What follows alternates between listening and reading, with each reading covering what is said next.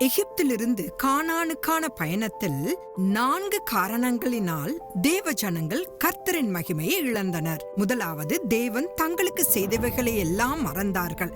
சங்கீதம் 78:11. அவருடைய நற்குணத்தை பற்றி ஞாபகம் குறைவாகவே இருந்தது. இரண்டாவது, அவர்கள் தங்கள் இச்சைக்கு இடம் கொடுத்தார்கள். சங்கீதம் 78:18. உணவிற்காக அழுதார்கள் என்று என்னாகமம் 11:10 பதிவு செய்கிறது. மூன்றாவது, கர்த்தர் தங்களுடன் இருக்கிறார் என்பதை நம்பாமல் எப்போதும் சந்தேகித்தனர். என்னாகமம் 14வது அதிகாரம் 1-11 வரை. இறுதியாக, இக்கட்டான சூழ்நிலைகளில் கர்த்தரின் உதவியை பெற்ற இவர்கள் மீண்டும் விக்கிரகங்களிடம் சென்றனர். சங்கீதம் 106:20. உண்மையுள்ள கர்த்தருக்கு அவர்கள் விசுவாசமற்றவர்களாக இருந்தனர். இந்த 4 தவறுகளுக்கு பிறகு கர்த்தரின் மகிமை அவர்களை விட்டு சென்றது ஆச்சரியப்படுவதற்கில்லை.